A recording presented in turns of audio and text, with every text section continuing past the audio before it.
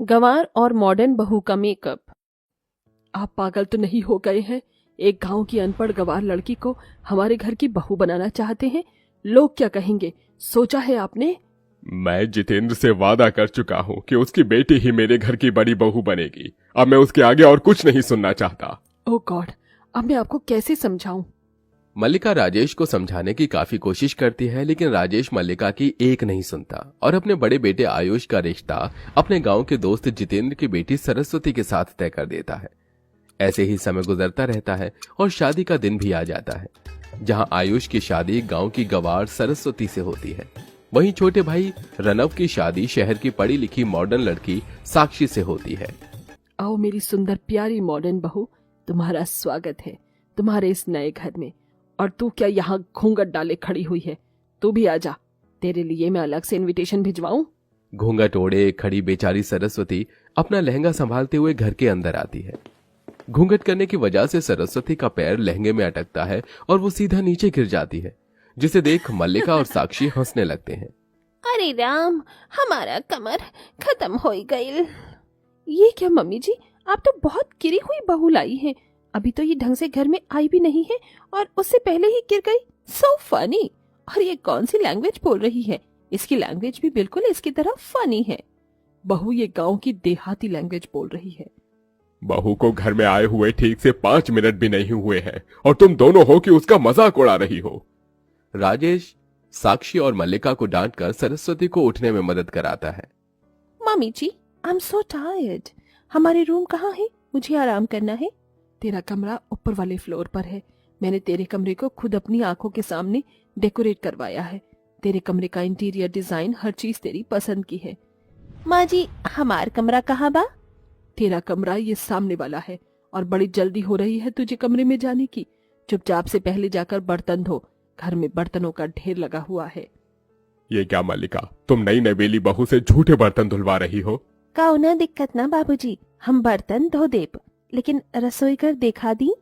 एक तरफ जहां शहर की पढ़ी लिखी बहू अपने कमरे में पति के साथ अपनी शादी की पहली रात अच्छे से एंजॉय करती है, वहीं बेचारी गांव की गंवार बहू शादी के जोड़े में ही, जिसकी अभी तक मेहंदी भी नहीं उतरी थी, वो झूठे बर्तन धोती है। ऐसे ही शादी की पहली रात गुजर जाती है।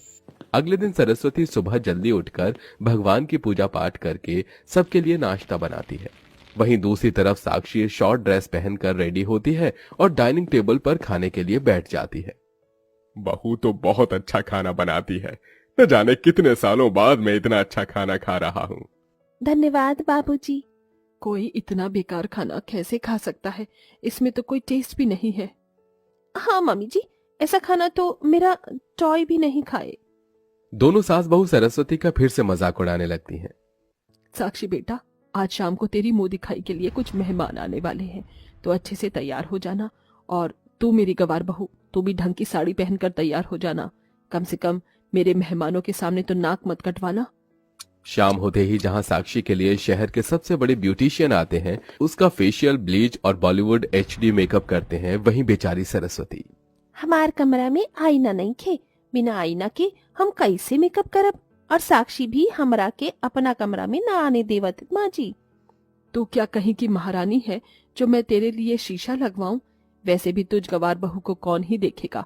बिना शीशा के ही तू अपना मेकअप कर ले। ऐसी छोटी छोटी बातों के लिए मेरा टाइम वेस्ट करने की कोई जरूरत नहीं है। शीशे के बिना मेकअप करना सरस्वती के लिए काफी मुश्किल होता है, इसलिए सरस्वती किचन में जाती है और कांच के और स्टील के बर्तन में देखकर अपना मेकअप करने की कोशिश करती है। ढंग से मेकअप ना आने की वजह से सरस्वती अपने चेहरे पर कहीं ब्लश ज्यादा तो कहीं फाउंडेशन ज्यादा लगा देती है। लिपस्टिक भी सरस्वती के होठों से बाहर निकल रही होती है, वहीं लाइनर भी ठीक से नहीं लगा होता। थोड़ी देर में मुंह दिखाई की रस्म होती है। अरे वाह मरिका, तुम तो पढ़ी लिखी और मॉडर्न बहू के साथ साथ इतनी सुंदर बहू भी लेकर आई हो, किसी की नजर न लगे इसे। इसका मेकअप कितना सुंदर लग रहा है। इतना सुंदर न्यूड मेकअप तो मैंने आज तक नहीं देखा। अब साक्षी के बाद सरस्वती की मुंह दिखाई की बारी थी। अंजलि जैसे ही सरस्वती की मुंह दिखाई करने के लिए उसका घूंघट ऊपर करती है।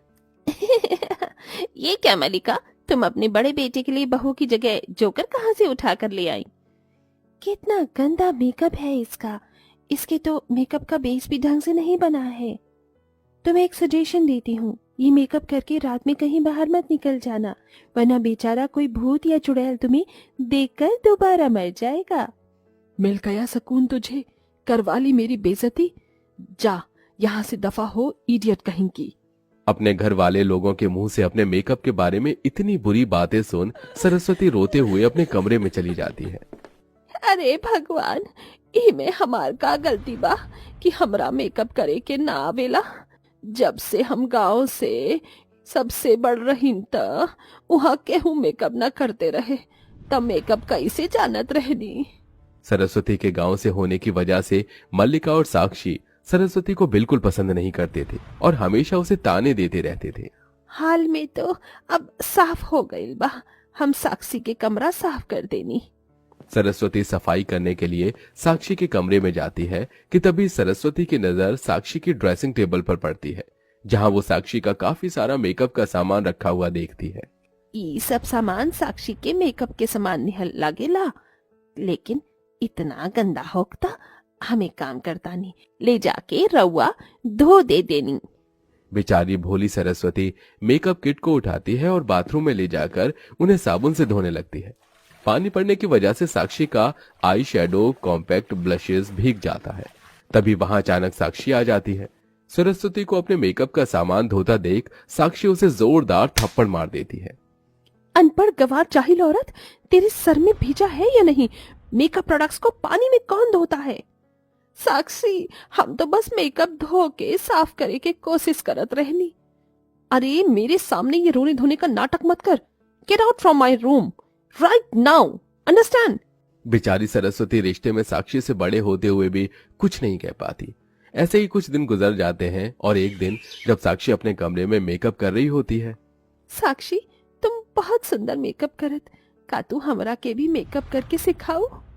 ये मेकअप सीखना तुम गवारों की बस का नहीं है, ये तो हम बस पढ़े लिखे और मॉडर्न लोग ही कर सकते हैं। सरस्वती चाहे कितनी भी कोशिश कर ले, लेकिन उसकी सास और उसकी देवरानी उससे कभी भी अच्छा बर्ताव नहीं करते। ऐसे ही एक दिन जब सरस्वती अपने कमरे में बैठकर रो रही होती है कि तभी वहां राजेश आता है।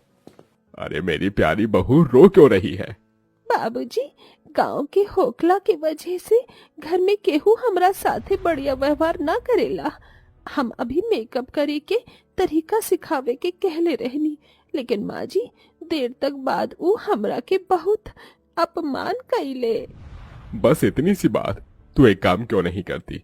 तू मेकअप क्लासेस ज्वाइन कर ले, फिर देखना कि कैसे तू कुछ ही महीनों में साक्षी से भी अच्छा मेकअप करेगी। सच्ची बाबूजी?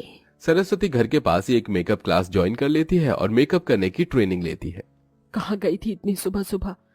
मैं मेकअप क्लास में गई रहनी। देखा माँ जी, अब ये विलेज के गवार लोग मेकअप करना सीखेंगे। ये कहते हुए साक्षी और मल्लिका सरस्वती का बहुत मजाक उड़ाते हैं, लेकिन सरस्वती इस बार हार नहीं मानती और मेकअप सीखती है। कुछ महीनों में सरस्वती एक प्रोफेशनल मेकअप आर्टिस्ट बन जाती है और एक दिन फाइनली मेरे मेकअप प्रोडक्ट्स आ गए। अब मैं इससे अपना और भी अच्छा मेकअप करूंगी। साक्षी, ए ब्रांड के मेकअप प्रोडक्ट के इस्तेमाल कल बिल्कुल निमन नहीं खे। हो सकता है कि एकरा से आपके चेहरे पर दाग हो सकता। अच्छा, तो अब तुम गांव की गवार मुझे बताओगी कि मुझे कौन से मेकअप प्रोडक्ट्स यूज करने चाहिए और कौन से नहीं? सरस्वती के मना करने के बावजूद भी साक्षी उन मेकअप प्रोडक्ट्स को यूज करती है, जिसके बाद अब साक्षी जब भी और मेकअप प्रोडक्ट्स को यूज करके बाहर धूप में जाती तो उसके चेहरे पर लाल निशान पड़ने लगते हैं और देखते ही देखते अब साक्षी के पूरे चेहरे पर लाल लाल धब्बे हो गए थे। साक्षी बहू, हमें आज रात को शादी में जाना है, तो समय से तैयार हो जाना। मैं इस चेहरे के साथ शादी में कैसे जा सकती हूँ? मेकअप से भी मेरे दाग धब्बे नहीं छुपेंगे। हम साक्षी के मेकअप कर सकेनी और ओकर दाग बढ़िया से छिपा सकेनी, तब साक्षी के तोहरा साथे बियाह में जाए की कवनो दिक्कत ना हुई। अब मेरे इतने बुरे दिन आ गए हैं क्या कि मैं तुझ गवार से अपना मेकअप करवाऊंगी? साक्षी, एक बेर भरोसा करी, हम तोहरा के निराश न करब। सरस्वती के कहने पर साक्षी उससे मेकअप करवाने के लिए हाँ कर देती है, जिसके बाद सरस्वती साक्षी का बहुत अच्छा मेकअप करती है, जिसमें उसका एक भी दाग धब्बे दिखाई नहीं देते। जिसके बाद साक्षी और मल्लिका शादी में जाते हैं। अरे वाह साक्षी, तेरा मेकअप तो बहुत अच्छा लग रहा है। लगता है किसी प्रोफेशनल मेकअप आर्टिस्ट से तेरा मेकअप किया है। ये मेकअप किसी प्रोफेशनल मेकअप आर्टिस्ट ने नहीं बल्कि मेरी जेठानी ने किया है। तेरी जेठानी तो बहुत अच्छा मेकअप करती है। इतना सुंदर मेकअप तो ब्राइड का भी नहीं है। इतना तेज लग रहा है, तेरी खूबसूरती में तो 4 चांद लग गए। सभी लोगों को मेकअप की इतनी तारीफ करता देख साक्षी और मल्लिका घर पहुंचते हैं। सरस्वती, सबने मेरे मेकअप की बहुत ज्यादा तारीफ की है, तो मैं सोच भी नहीं सकती थी कि तुम मेरा इतना अच्छा मेकअप करोगी। किसी को भी मेरे चेहरे के दाग धब्बे नहीं दिखाई दिए।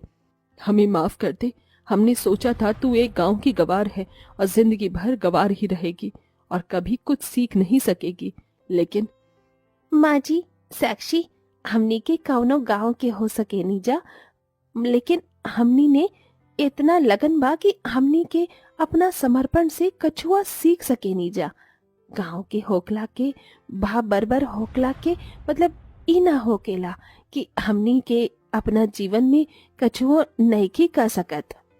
जिसके बाद अब जहां साक्षी और मल्लिका सरस्वती को शहर के तौर तरीके के बारे में बताती है, वहीं सरस्वती साक्षी को मेकअप करना सिखाती है, जिससे अब वो सभी लोग साथ में खुशी खुशी रहते हैं।